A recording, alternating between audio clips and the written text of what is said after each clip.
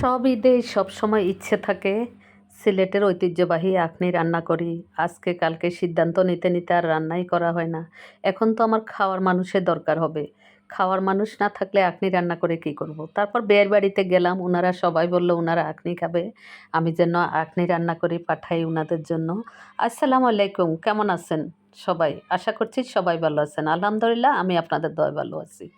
তো আমি অল্প কিছু তেল দিয়ে দিলাম এখানে, এলাচ, দারচিনি, গোলমরিচ, তেজপাতা, মোটামুটি সবটা দিলাম। কিছু আপনাদের অফ ভিডিও তো দিয়েছি, মনে থাকে না সবটা আসলে। এখানে লং, গোলমরিচ, এলাচি, তেজপাতা, দারচিনি সব দিছি।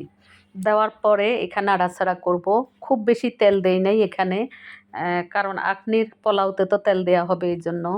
আর আমি খুব একটা বেশি তেল দিয়ে আখনিটা রান্না করি না, কারণ বেশি তেল হলে আখনিটা আপনি মানে আমরা যেরকম ভাত খাওয়া দাওয়া করি এরকম করে খাওয়া যায় না।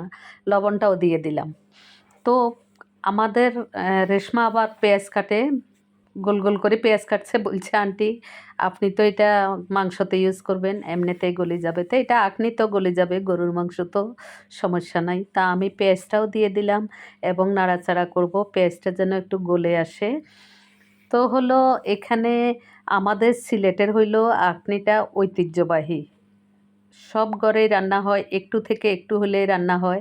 এখানে রসুনের টুকরা দিয়ে দিলাম কিছু, যেন রসুনটা মানে গলে আসে। আমি কিউব করি রসুনটা, ব্লেন্ডার করে কিউব কিউব করে রেখে দিয়েছিলাম। তারপরে এখন মাঝে মাঝে যখন দরকার হয় তখন একটা কিউব লাগলে একটা কিউব দিয়ে দেই, দুইটা লাগলে দুইটা দিয়ে দেই। তো আদাও দিয়েছি এখানে। মাংসটা দিয়ে দিলাম, মাংসটা দিয়ে তারপর নাড়াচাড়া করব। পেঁয়াজটা এমনিতে গলে যাবে, পরে গলে একদম মানে ঘন হয়ে যাবে, মাংসের ঝোলটা ঘন হয়ে যাবে। তো এখানে এটা কোরমা রান্না করব আখনির জন্য। আমি আগে একটা রিল ভিডিওতে কোরমাটা দেখিয়েছি, এই জন্য আর আহ, এখন কোরমা রান্নাটাই দেখাচ্ছি আপনাদেরকে।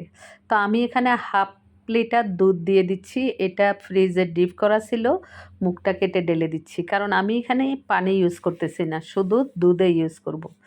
দুধ ইউজ করলে কি হয়, মাংসটাতে গ্রান হয় এবং মাংসটা লাল হয় না। আমরা মাংস রান্না করার পরে একটা লালচে ভাব আছে, এটা হয় না।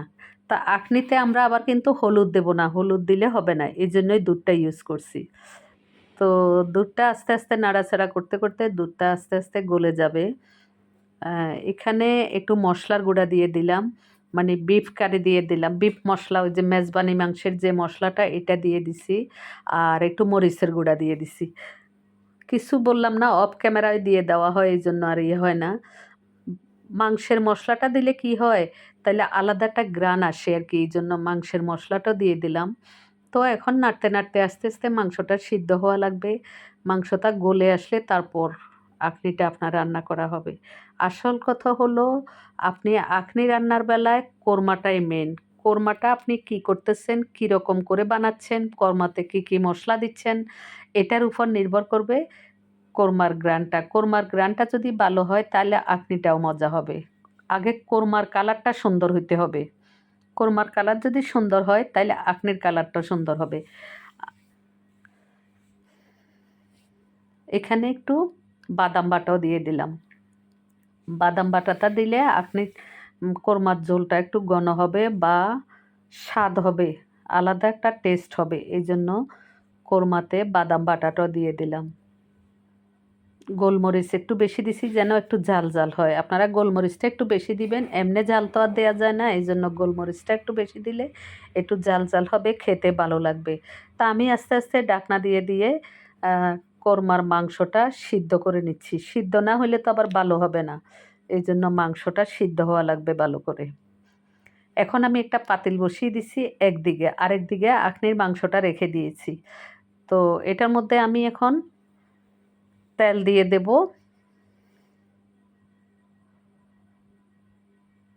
খুব বেশি তেল দেই না, আমি আগেই বলেছি, একটু ঘি দেবো তো।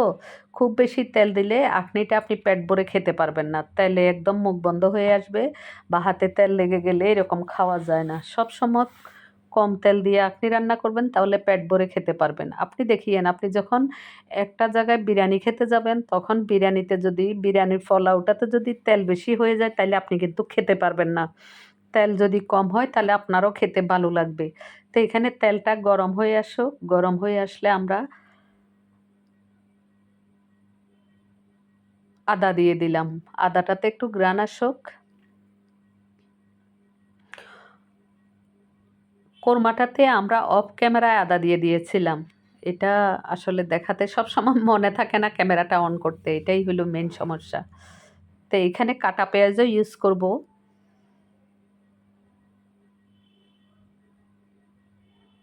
লবণ আরেকটু দিয়ে দিলাম, কারণ এখানে পোলাওতে তো লবণ হওয়া লাগে, একবার দিলে হয় না, লবণটা একটু ছেঁকে দিলে তাহলে বেশি হয় না আর কি। তো মোটামুটি আদাটার ঘ্রাণ চলে এসেছে। আদাটার ঘ্রাণ আসলে আমরা এখন আরও কয়েকটা এলাচি দিলাম, এখানে কাটা পেঁয়াজটা দিলাম। ওখানে আমি অনেকগুলো পেঁয়াজ দিছি, এখানে আর একটু মশলা দিলাম। এটা আমার হাতে বানানো একটু মশলা, ঘ্রাণ আসার জন্য এটা দিলাম। কাটা পেঁয়াজটা দিলাম, কাটা পেঁয়াজটা একটু একটু সিদ্ধ হয়ে আসুক। আমি এখানে মটরও দেব।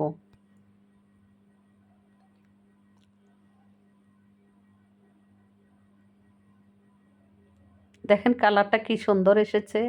কালারটা সুন্দর আসলে আখনির কালারটা সুন্দর হবে। এই যে মটরটা,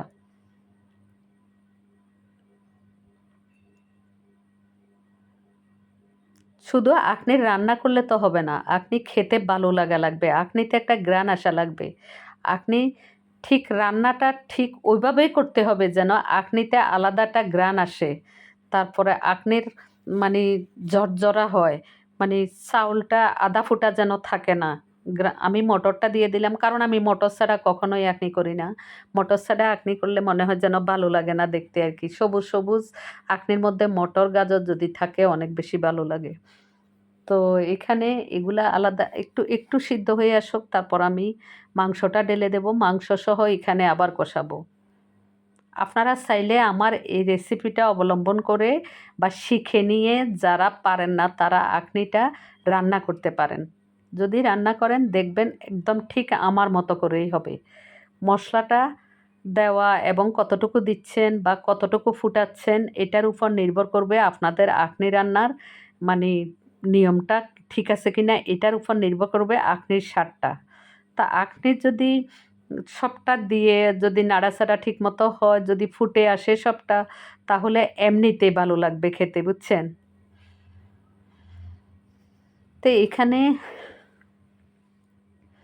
এগুলা মোটামুটি একটু কালার আসছে, এই জন্য আমি মাংসটা সহ দিয়ে দিলাম। সব জোল সহ মাংস সহ এখানে দিয়ে আবার কষাবো, ভালো করে এখানে কষাবো। অনেকক্ষণ যখন কষাবো এমনিতে আলাদা একটা ঘ্রাণ এসে যাবে। দেখেন কালারটা মাশাল্লাহ অনেক সুন্দর কালার হয়েছে। আর আমার ওই রান্নাঘরে উপরে ফ্যানটা যখন চলে না তখন এইরকম ধোঁয়া বের হয় রান্না থেকে। ফ্যানটা তো বেশি উপরে না, এই জন্য। এই ঘিটা আমাদের হাতে কুটানো, আমার বলতে আমার না, আমার এক পরিচিত একজনের হাতে কুটানো। আমি ওর থেকে কিনে নিয়েছি আর কি। ১ কেজি ঘি নিছিলাম ওর থেকে। মোটামুটি এমন মোটামুটি এটা ঘ্রাণ বলতে অনেক সুন্দর একটা ঘ্রাণ ঘিতে, ভালো লাগে। আমি ঘিটাও দিয়ে দিলাম। পরে আবার দেব যখন আঁকনিটা হবে তখন আবার দেব ঘি। উপর দিয়ে দিলে আলাদা, কারণ আমি তেলটা কম ইউজ করছি, এই জন্যই ঘি ভালো করে দেয়া লাগবে, না হয়তো একটু ভালো হবে না এটাই। তো এইখানে দেখেন এখন কালারটা অনেক সুন্দর আসছে। লবণটা ছেঁকে নিয়ে দিলে পোলাও চাউলটা পরে দেয়া যাবে ইনশাল্লাহ। আসল হলো কালারের মধ্যে, কালারটা যদি সুন্দর আসে আঁকনির কালারটাও সুন্দর হবে। আপনারা আমার এটা দেখে চেষ্টা করবেন তৈরি করার। আমি পোলাও চাউলটা দিয়ে এখানে 2 কেজি পোলাও চাউল, পুরো 2 কেজি, 2 কেজির উপরে মাংস আছে, 2 কেজি পোলাও চাউল। মাংসটা আমি মেপে নেই নাই, 2 কেজির উপরেই আছে। তো এইখানে 2 কেজি মানে 2 প্যাকেট পোলাও চাউল। প্যাকেট থেকে আমি জাস্ট ঢেলে ধুয়ে ফেলছি। 2 কেজি পোলাও চাউল আর 2 কেজির উপরে মাংস। দেখেন অনেক মাংস কিন্তু। বেশি মাংস এবং চাউল হইলে নাড়াচাড়া করা অনেক সমস্যা হয়ে যায়। এটা একদম ঠিক ঠিক আছে, আমি নাড়াচাড়া করতে পারছি আর কি। এটা এর চেয়ে বেশি হলে নাড়তে অনেক সমস্যা হয়ে যায়।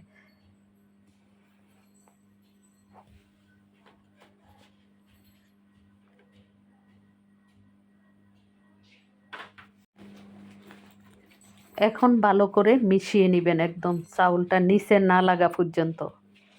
আর কাঠের এটা দিয়ে নাড়াচাড়া করলে নিচে কিন্তু লেগে যায়, তাই নিচে না লাগা পর্যন্ত একদম ভালো করে নাড়তে হবে, মিশাতে হবে।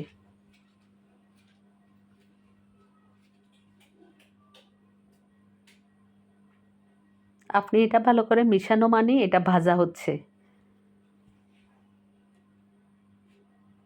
আবার অনেকজন আছে পোলাওটা চাউলটা তেলের মধ্যে দিয়ে ভেজে তারপর মাংসটা দেয় না, আমি ওরকম দেই না।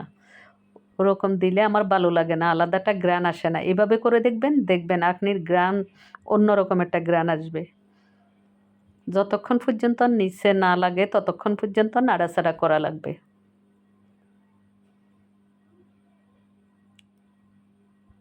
কালারটা মার্শাল্লাহ দেখছেন, পানি দিতে দিতেই কালার চলে আসতেছে। ঠিক আপনারাও করে দেখবেন, এরকম হবে। আমারটা ফলো করে যদি করেন তাহলে একদম এভাবে এরকমই হবে ইনশাল্লাহ।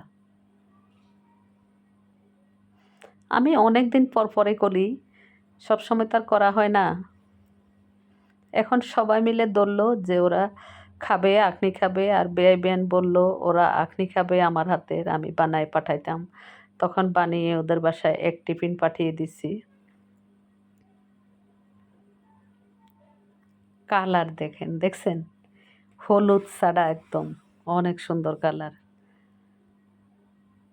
এখন খুন্তি নিচ্ছি এই কারণে যে ভিতরে যদি লেগে যায় তাহলে তো আঁকনিটা পুড়ে যাবে।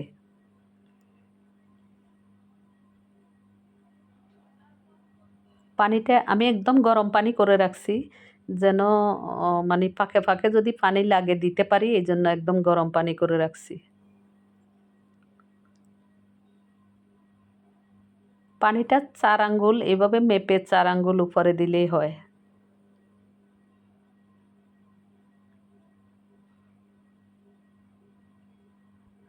লবণটা চেখে নিচ্ছি ঠিক আছে কিনা।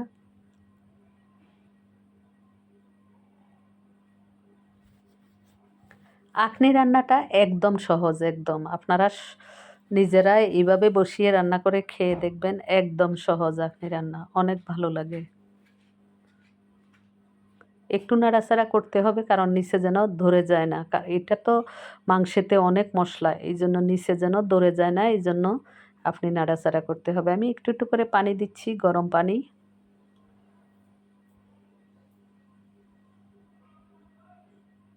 এই যে এভাবে মেপে ৪ আঙ্গুল উপরে পানি দিতে হবে।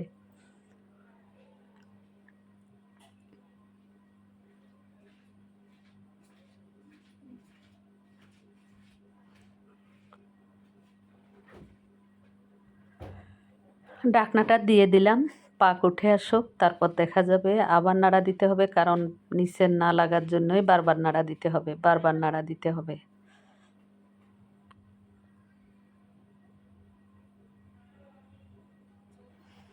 ঈদের দিন ঈদের মাংস দিয়ে যদি রাত্রে করা হয়, ঈদের দিন তো আর খুব একটা খাওয়া হয় না, এই জন্য ঈদের পরের দিন ওই যে আমি তো আর কোরবানি করি নাই, ভাইয়ের বাসা থেকে যে মাংসটা দিয়েছে কিছু রেখে দিয়েছিলাম, ওটা দিয়ে আঁকনি করলাম। আর ঈদের দিন কিছু রান্না করলাম, ওটা একটু একটু করে ডিপে ঢুকাই রাখছি যেন বের করে মাঝে মাঝে অফিস থেকে আসলে এক সময় দেখা যায় রান্না করতে ইচ্ছে করে না, আবারও ঘি দিলাম আমি। এরকম একটু একটু করে ঘি দেবো মাঝে মাঝে। তো ইচ্ছে করে, এক সময় ইচ্ছে করে না রান্না করতে, তাইলে ওখান থেকে একটু নামিয়ে ভাত খাওয়া যাবে এই জন্য রেখে দিয়েছি রান্না করে। তারপরে আবার একটু ঢাকনা দিলাম। এখানে এখন নিচে একটা টিন দিয়ে, টিন কি এটা, ঢাকনা দিয়ে আমি রুটি রুটি ভাজার সময় নিচে দিয়ে এটা দিয়ে করি। তো এখানে এখন আগুন বাড়াই দিয়ে আঁকনিটা আমি নাড়তে থাকবো।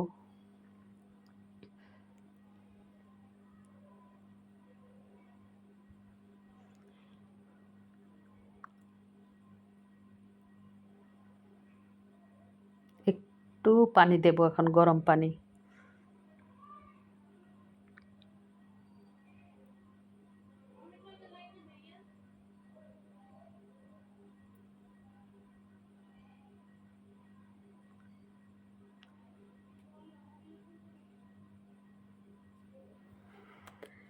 লবণ লবণ যদি ঠিকঠাক হয়, সব মশলা যদি ঠিকঠাক হয়, তাইলে আঁকনি খেতে অনেক বেশি ভালো লাগে। এটা মোটামুটি একদম একটা পজিশনে আসছে। এরপরে যদি আরেকটু পানি লাগে, একটু লবণ ছিটাই দিলাম, লবণ কম লাগছে। এরকম একটু মাঝে, মাঝে দেখে, দেখে দিলে ভালো। যারা এক্সপার্ট রাঁধুনি, যারা অনেক বেশি রান্নাবান্না করে বা একদম এক্সপার্ট রাঁধুনি সবসময় রান্না করে, তারা তো একসাথে দিয়ে দিতে পারে। তা একসাথে দিলে যদি না হয় বা বেশি হয়ে যায়, এই ভয়ে আমি একটু, একটু করে দেই। যদি লবণ লাগে আবার একটু দেয়া যাবে। যদি পানি লাগে মাঝখানে একটু দিলে, মাঝখানটাতে পানি দিলে তাইলে নিচে লাগেও না এবং কাজে আসে। পানিটা আখনির কাজে আসবে এটার জন্যই। তা আমি আবার একটু নাড়া দিয়ে দেব। দেখেন এখন কিন্তু ফুটে আসছে। আদা ফুটা এখন আর খুব বেশি নাই। এই কালারটা কিন্তু একদম শেষ হওয়ার পরে অনেক সুন্দর হয়। সবসময় অনেক কিছু অনেক কিছু অফ ক্যামেরাতে হয়ে যায়। মানে ক্যামেরা অন করতে মনেই থাকে না। আর ইদানিং তো আসলে ভিডিও করা হয় না। আরেকটু পানি দেব, তাইলে এটা ফুটে যাবে একদম আরেকটু পানি দিলে।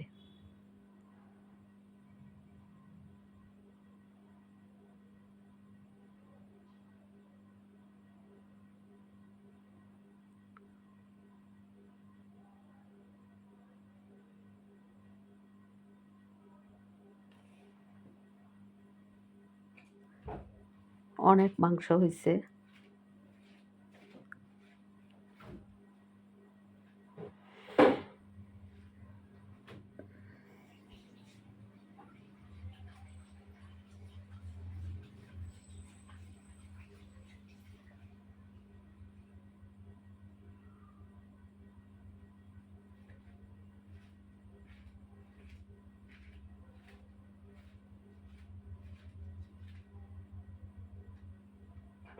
মাঝে, মাঝে একটু দেখছি এগুলা ঠিক হইছে কিনা। দেখলে ভালো আরকি। কেউ না দেখেও করতে পারে। কিন্তু আমি দেখা লাগে মাঝে, মাঝে একটু। এইজন্যই দেখে নেই মাঝে, মাঝে যে হলো কিনা, লবণটা হলো কিনা ঠিকমতো।